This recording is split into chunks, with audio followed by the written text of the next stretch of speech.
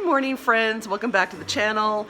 I am trying to give myself a cup of coffee because I've got to sit down and share with you guys all of the crazy stuff. It has been insane.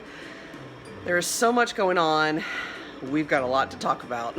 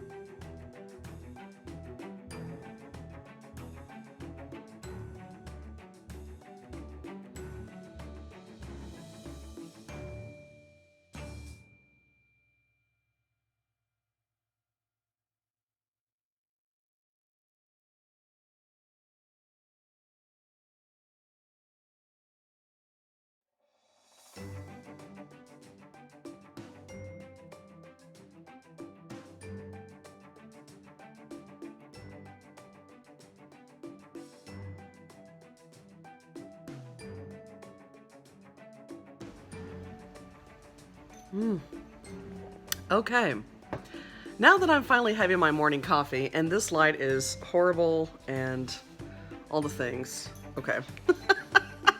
Okay, so, oh my gosh, where do I start? So I think I mentioned in our last video that Sean and I had an adoption event that we went to. And we actually got to meet a kid there. I think we were supposed to meet two, but one wasn't able to show up. But the caseworker of that particular child was there to do FaceTime. And then Sean and I did know that one of the other kids that let me backtrack. We were interested in only because that Thursday, so last Thursday, when our caseworker came for her monthly inspection, unfortunately, she didn't have any updates for the other cases that she had submitted our home study for.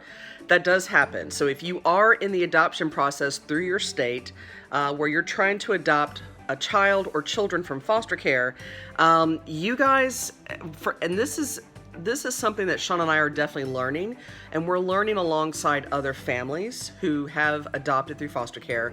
You can be submitted for many kids, and you don't always get to find out if you're chosen, what's going on. We actually got a response for one of the girls in our age range. But then we didn't get another response from that caseworker, and then we found out maybe a week or so later when we went on to the Texas adoption website that she was no longer available for adoption, which means that she had been placed. So we weren't notified of that, and that just happens. I mean, yes, I think you get disappointed. I mean, that's a natural human feeling. But now that Sean and I have, I think if we had not experienced certain things in our foster care journey, we would probably be much more disappointed. And I love my mom, because my mom, every time I'm texting our family and our friends, my mom's like, how do you keep up with all of this? And I loved it. That actually made me laugh, because it does get kind of weird. I'm glad that at least our caseworker will send us a profile and a picture. And that kind of helps me keep track of, who are we pending on, who have we submitted our home study to.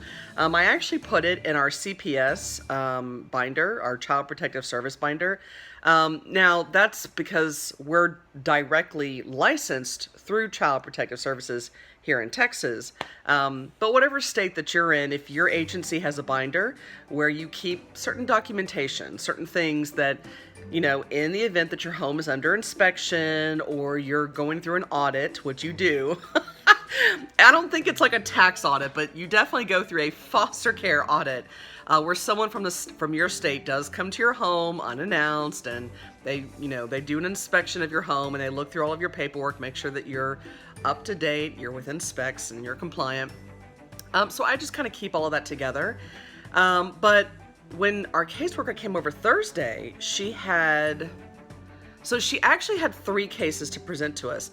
One was a case that we were really hoping to be submitted on, because the age range was almost idealistic, and I think Atlas wants to go outside, so we're gonna have to take a little journey.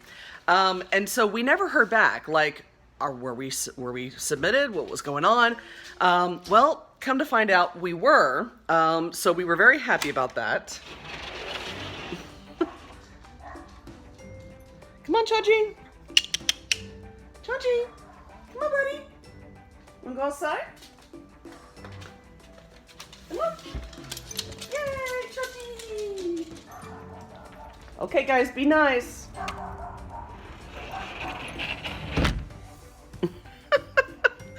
Oh my gosh, I should probably put on my flip-flops just in case. All right. Anyway, so we did find out that we were submitted for that young case, and so we were very happy about that. But then our caseworker said, well, hey, I have a suggestion. And we're like, oh boy. Because that one case that we were submitted for, let me get some light in here. There we go. Because that one case we were submitted for was younger or a little bit under our age range, she thought, okay, so because we were submitted for a case that had a child under our age range, our caseworker thought, would we be open to a child who would be over our age range? And that is something actually Sean and I had been talking about. We've been waiting for a few months, and we were actually talking together about expanding our age range. So making our younger age range a little bit younger, making our older age range a little bit older.